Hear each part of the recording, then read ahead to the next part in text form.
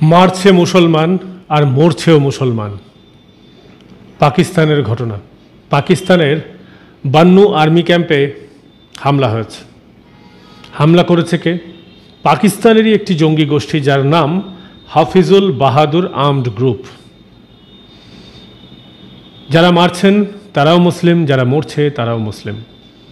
পাকিস্তান নিজের তৈরি করা ফ্র্যাঙ্কেনস্টাইনের কোপে পড়েছে এখন। কোন ধর্মীয় গ্রন্থ এটা শেখাতে পারে যে নিজের ধর্মের লোককেই মারতে হবে? অন্যের ধর্মের লোককে মারাও কোনো ধর্মগ্রন্থ শেখায় বলে অন্তত আমার জানা নেই। এটা নিয়ে যদিও আমি ধার্মিক বিষয়ের এক্সপার্ট নই, বলতে পারবো না। কিন্তু নিজের ধর্মের লোককেই মারতে হবে, তাও ধর্মের নাম করে? হ্যাঁ, এমনটাই ঘটছে পাকিস্তানে। আর এই পাকিস্তানের হাফিজুল বাহাদুর আর্মড গ্রুপ গত বছরও সেনা ছাউনিতে হামলা চালিয়েছিল। এবার যে ভয়ঙ্কর হামলাটা চালানো হয়েছে সেটা চালানো হয়েছে বান্নু আর্মি ক্যাম্পে, খাইবার পাখতুনখোয়া অঞ্চলে, যেই অঞ্চল কার্যত পাকিস্তানের প্রশাসনের হাত থেকে বেরিয়ে গেছে। পাকিস্তানের দুটি অঞ্চল রয়েছে, খাইবার পাখতুনখোয়া এবং বালুচিস্তান। এই দুটি জায়গা কার্যত সেখানে পাকিস্তানের প্রশাসনের দখলে নেই। এবং খাইবার পাখতুনখোয়ার বহু এলাকা রয়েছে যেখানে আর্মি কিংবা পুলিশের প্রেজেন্স নেই। এমন কঠিন পরিস্থিতি তৈরি হয়েছে সেখানে। এবং খাইবার পাখতুনখোয়াতেই এই বান্নু আর্মি ক্যাম্পে ছাউনির ভিতরে ঢুকে হামলা চালিয়েছে সেখানকার জঙ্গি গোষ্ঠী। আর তাতে যখন খবরটা পড়ছি তখন 12 জন কমপক্ষে মারা গেছেন, যার মধ্যে 3 জন শিশু। এবং সময় সময় মৃতের সংখ্যা বাড়ছে।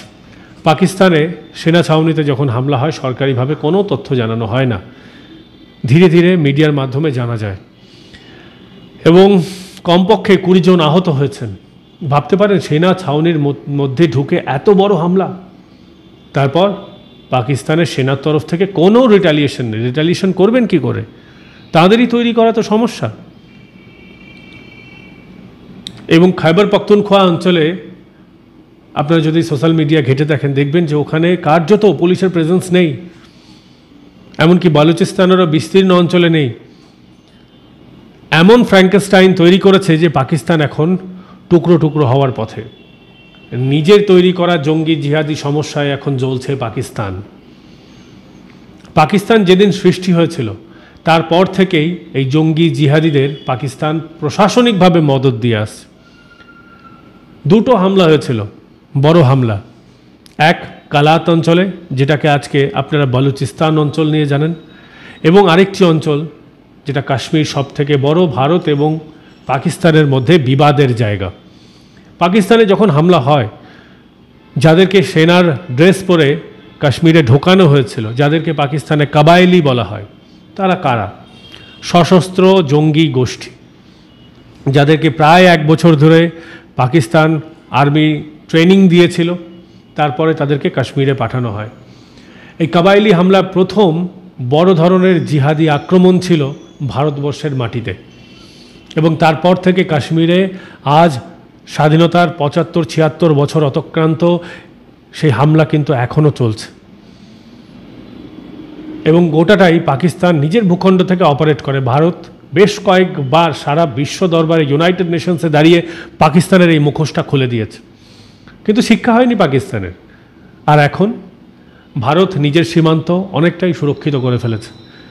আর যখন এই জঙ্গি গোষ্ঠীরা ভারতে ঢুকতে পারছে না, পাকিস্তানেই হামলা করছে। আর পাকিস্তান এখন কাঁদুনি গাইছে, বলছে তারা নাকি এই জঙ্গি জিহাদি সমস্যায় জর্জরিত হয়ে পড়েছে।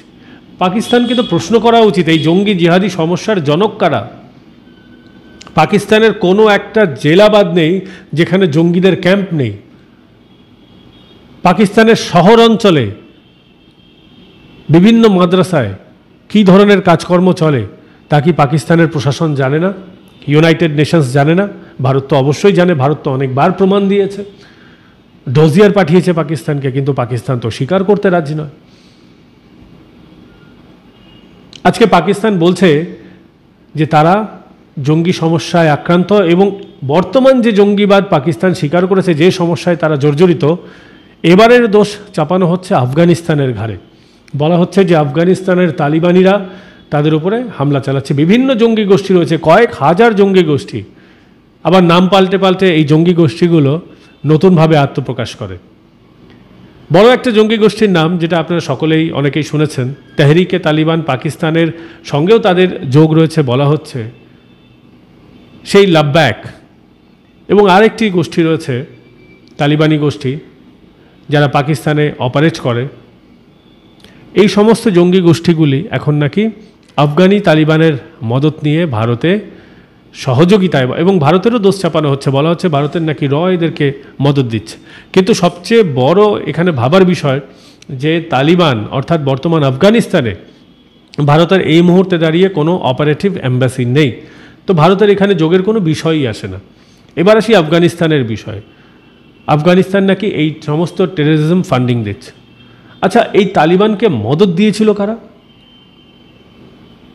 আফগানিস্তানের যখন ভূখণ্ডে আমেরিকা সেখানে প্রেজেন্স রয়েছে, তখন আল কায়দার যিনি একেবারে টপ কমান্ডার ছিলেন, সেই ওসামা বিন লাদেন কোথায় লুকিয়েছিল? কেন লুকিয়েছিল? আবোটাবাদের আর্মি ক্যাম্পের পাশেই একটা বিরাট কমপ্লেক্সের মধ্যে ছিল, এবং পাকিস্তান প্রশাসন জানতো না। এটা কি বিশ্বাসযোগ্য? পাকিস্তান স্বীকার করুক না করুক। বর্তমানে দাউদ ইব্রাহিম কোথায় রয়েছে? অন্যান্য ভারত থেকে পলাতক জঙ্গিরা কোথায় রয়েছে? এই প্রশ্নের উত্তর তো সকলেই জানে। আর আজকের তালিবান যাদের দিকে পাকিস্তান আঙুল তুলছে, সেই তালিবানের জন্মদাতাও তো এই পাকিস্তান। যখন তালিবানিরা আমেরিকার বিরুদ্ধে লড়াই করছেন, তাদেরকে কমব্যাট ট্রেনিং কারা দিয়েছিল? তাদেরকে অস্ত্রশস্ত্র কারা দিয়েছিল? তাদেরকে শেল্টার কারা দিচ্ছিল? সকলেরই জানা। ফলে পাকিস্তান আজ যে তালিবানি কাঁদুনি গাইছে, তাদের তো এই কাঁদুনি গাওয়াটা মানায় না, কারণ তারাই তো এই জঙ্গিদের মদতদাতা, তারাই তো জঙ্গিদের সৃষ্টিকর্তা। পাকিস্তানকে তো ফাদার অফ টেররিজম বলা উচিত আজকের এই পরিস্থিতিতে দাঁড়িয়ে। আর আজকে যখন তাদের সঙ্গে তাদের এই জঙ্গি গোষ্ঠীর মতানৈক্য হচ্ছে, তখন তারা বলছে তারা জঙ্গিবাদের শিকার।